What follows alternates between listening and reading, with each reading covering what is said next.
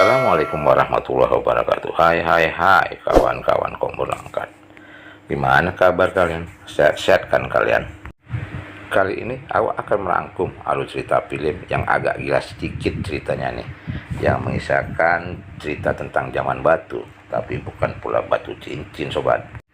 Judul filmnya R, yang dibuat pada tahun 2004. Oke kawan, sebelum kalian menyaksikan alur ceritanya, kalian siapkan dulu bangku panjang agar kalian bisa tidur-tidur dan menyaksikan alur ceritanya. Cekidot, go!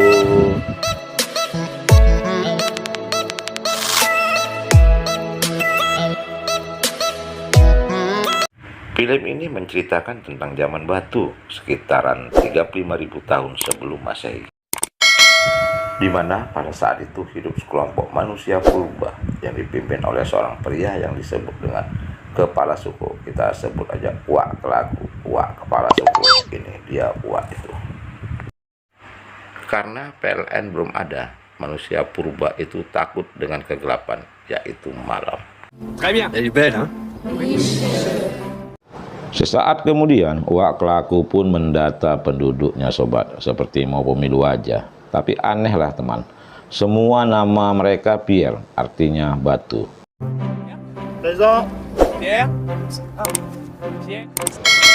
Pada saat Wak Kelaku mendata anggotanya, ada 2 Pierre yang bolos saat itu.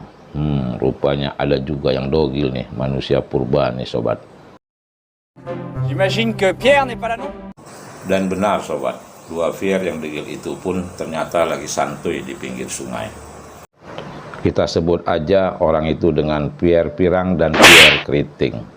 Mereka berhalusinasi perasaan mereka itu di Hawaii woy.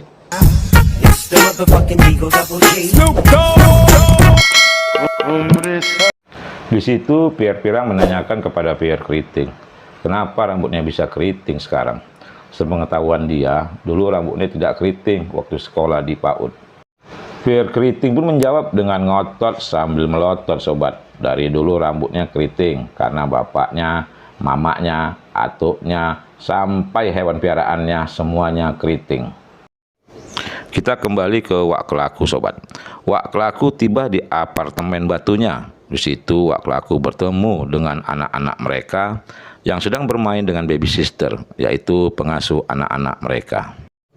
Di situ Wak Kelaku heran melihat anak-anaknya kok kurang, karena tadi pagi mereka lengkap. Amour, ce matin les enfants. Dan baby sister atau pengasuh tadi pun berkata bahwa salah satu anaknya telah disantap binatang buas sebagai hidangan pembuka. Wak Kelaku bukannya panik mendengar berita itu sobat. Dia malah santai aja mendengarnya. Dasar memang. C'est ça, on en avait 12. Ketika hari sudah malam, Pierre penjaga pun berkeliling memberitahukan kepada penduduk manusia batu bahwa hari sudah gelap. Karena mereka tidak pernah belajar pelajaran bahasa, maka mereka menjawabnya dengan nyeleneh sobat. Dan kalau mereka diberitahukan selalu menjawab dengan diam kau.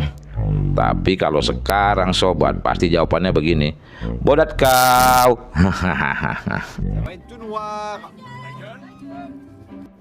Karena hari sudah malam, Wak Kelaku pun melarang anaknya untuk menonton lukisan. Padahal lukisan di dinding tuh lagi seru-serunya loh sobat. Mais à faire que de regarder la fresque. Allez, on éteint. Keesokan harinya terlihat beberapa orang dari suku lain. Awak sebut saja suku rambut gimbal dan bau apek sobat. Di situ suku rambut gimbal sedang mengintip alias mengawasi alias mengeten bro suku rambut wangi yang sedang mandi basah dan bersamporia di sungai. Mereka mengintai terus hingga biji matanya tidak bisa berkedip. Begitu suku rambut wangi hendak bersampo, tiba-tiba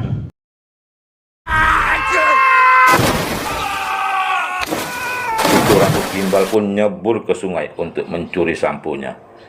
Mereka malah kelelep alias tenggelam alias nungap karena mereka tidak bisa berenang bro. Karena usaha pertama gagal, mereka memakai dengan cara lain bro, yaitu memasang perangkap di jalanan yang sering mereka lalui. Begitu rambut wangi lewat, kok tiba-tiba tidak terperangkap. Lalu mereka meriksanya. Rupanya lubangnya belum dibuat. Sungguh terlalu. Faire un trou en fait. Keesokan harinya, para penduduk suku rambut wangi dan bersih sudah berkumpul untuk didata oleh Wak Kalaku. Di antara Wak Kalaku ada seorang pria yang sedang menggendong anjingnya yang telah mati lama. Dia adalah dukun suku tersebut. Kita sebut dia Mbah Dukun. Ini dia Mbah itu. Mbah Dukun itu ada untuk memberi mantra sama penduduk yang akan berburu agar mereka selamat dan pulangnya membawa hasil yang banyak. Malam harinya, sang pengasuh sedang memasang api unggun untuk penerangan ruangannya. Tiba-tiba, sang dukun datang dan membunuh pengasuh tersebut dengan memukul kepala pengasuh tersebut dengan pentungan. Dan setelah tewas, mulutnya pun dijahit. Mungkin supaya nggak ngomong mayat tadi. Siapa yang bunuh ya bro?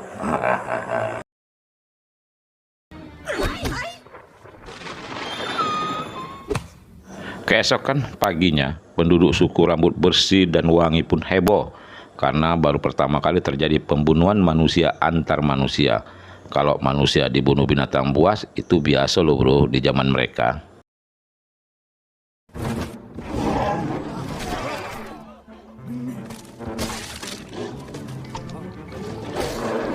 Kita kembali ke suku rambut gimbal dan bau apek tuh.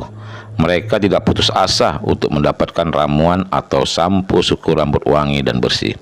Kali ini mereka menyuruh cewek bohai dari suku mereka untuk merayu cowok suku rambut wangi dan bersih tersebut. Maka cewek bohai tersebut pun didandani sedemikian rupa biar seksi. Oh ya sobat, zaman Batut nggak ada rambut wig. Jadi mereka pakai bulu domba alami, sehingga domba yang diambil bulunya tadi pun kedinginan. Ini parah nih.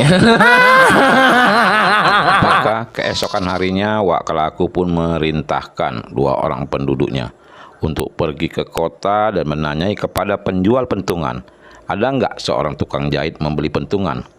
Tugasnya hanya nanyai aja, habis itu mereka kembali lagi ke sukunya. Sementara sobat, perjalanan mereka tuh 3 hari 3 malam. Sungguh terlalu Wak Kalaku nih Singkat cerita, cewek bohai tersebut pun bertemu dengan Pier Keriting di tengah hutan. Pier Keriting langsung suka sama cewek tersebut karena cewek itu sesuai dengan seleranya. Rambutnya keriting seperti rambutnya, padahal cewek rambutnya palsu. Memanglah Pier Keriting nih, buta mungkin matanya. Tiba-tiba Wak Kalaku pun datang bersama dengan penduduk. Salah tingkahlah si Pier Keriting tadi karena ulahnya ketangkap basah. Kadung udah basah bro, langsung aja si Pier Keriting meminta izin kepada Wak Kalaku agar cewek tersebut bisa tinggal bersama dengan suku mereka. Karena penasaran, Wak Kalaku pun bertanya sama Pier Keriting siapa cewek bohai dan seksi ini. Cewek bohai tadi memperkenalkan namanya Gi. Karena merasa asing dengan nama tersebut, mereka mencoba menyebutnya. Tapi lama bro, mereka menyebut nama Gi. Itu pun sudah dicoba beberapa kali. Maklum bro, mungkin lidah mereka pendek ya, makanya susah menyebutkannya.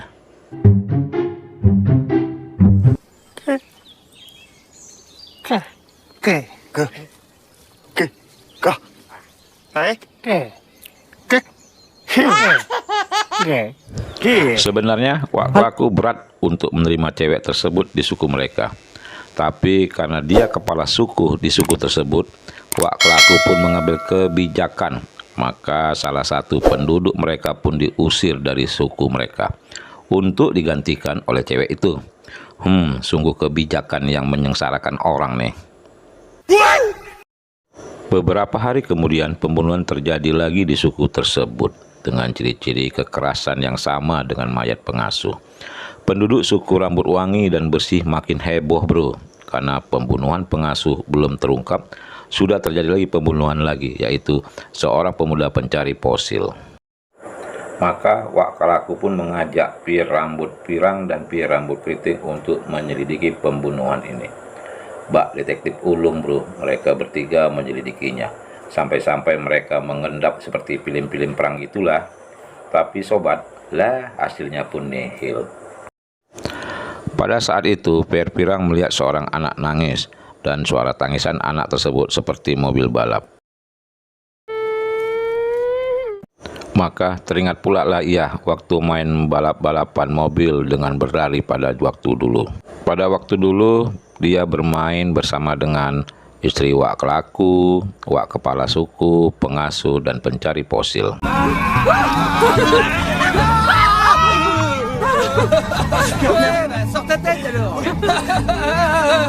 Saking asiknya mereka bermain, mereka menabrak atau menginjak anjing dari Mbah Dukun tersebut hingga mati dan mereka meninggalkannya. Istilahnya tabrak lari lah bro. Tetapi Mbah Dukun melihat kejadian itu, makanya Mbah Dukun dendam sama mereka berempat dan mau menghabisi nyawa mereka. Maka Pierre Rambut Pirang pun menebak bahwa pembunuhnya yang selama ini misteri adalah Mbah Dukun pelakunya, dan korban berikutnya adalah istri Wak Kelaku. Maka bergerak cepatlah mereka bertiga yang detektif-detektifan tadi. Benar saja sobat, Mbah Dukun pun mau melaksanakan aksinya, yaitu mau membunuh istri Wak Kelaku dengan cara memukul kepalanya memakai pentungan. Tapi pada saat Mbah Dukun melangkah ke dekat istri Wak Kelaku, ia malah terperangkap di dalam lubang yang dibuat oleh suku rambut gimbal bau apek tadi. Dan selamatlah istri Wak Kelaku. Akhirnya Wak Kelaku pun memberikan ramuan sampo kepada suku rambut gimbal bau apek yang sudah 800 tahun mereka idam-idamkan. Dan kedua suku itu pun berdamai, film pun selesai. Oke teman-temanku Kombur Langkat, dari alur cerita film di atas kita bisa mengambil pesan moralnya, yaitu janganlah kita melihat seseorang dari luarnya saja. Belum tentu luar seseorang itu jelek, hatinya juga jelek. Dan bagi yang sudah subscribe dan like, kami mendoakan semoga mendapat rezeki yang berlimpah. Oke sobat, Kombur Langkat pamit karena mau rebonding ayam kalkunnya. Wassalam, bye-bye.